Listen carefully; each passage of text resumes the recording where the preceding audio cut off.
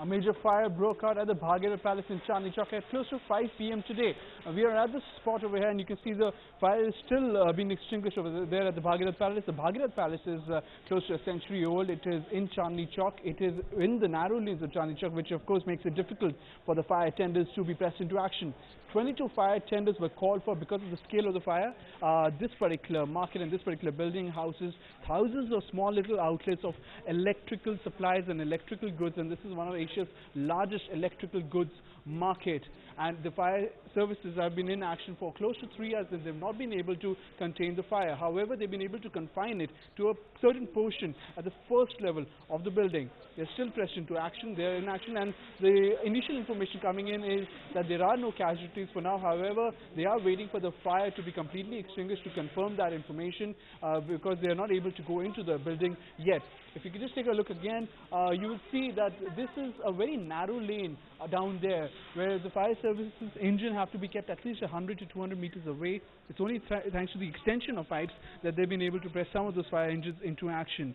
There are 22 fire tenders once again in action over here, and the fire is still raging on. The fire officials close to 3 hours in action trying to contain it. At Bhagirathi Palace in Chandni Chowk with the original Kulbhushan Bhagirathi News X.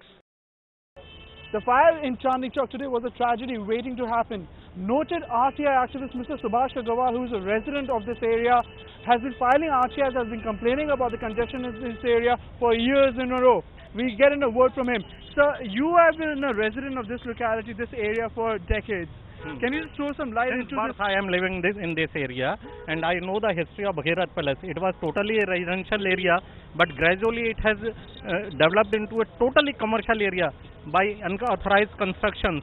Now up to 6-story buildings are total shops and godowns, and it is a totally fire prone area. And if your cameraman might have visited the scene of the fire at just now, he must have noticed that all the footpaths and roads are being encroached, fully encroached. Even a person cannot walk. What to say about moving traffic or fire tender in the area? This is why only just 2 or 3 fire tenders could enter the spot, and rest of the 20 lined up in the Chandni Chowk. Okay. And authorities are so careless that even the shops nearby the tragic spot were open, and even the traffic of Chandni Chowk was not stopped. And this is the temporary phase. But now we come to the permanent phase. I filed several RTI petitions in regard to encroachments in this area, not only in Bhagirathi Palace, at Esplanade Road, Shama Prasad Mukherjee Marg, but the authorities just misused Section 6(3) of RTI Act to transfer it to the numerous public authorities. Those are irrelevant, and my RTI petition could never reach the relevant public authority which could hold responsibility for the encroachments and unauthorized construction. Are you saying that your inquiries, which could have led to some action that could have perhaps prevented the fire today, have been stonewalled by the government repeatedly? Definitely.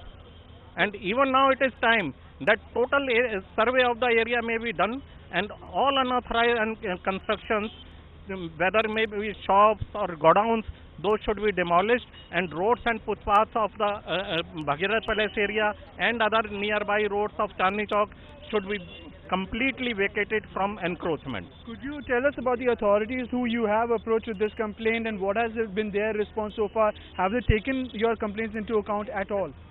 No.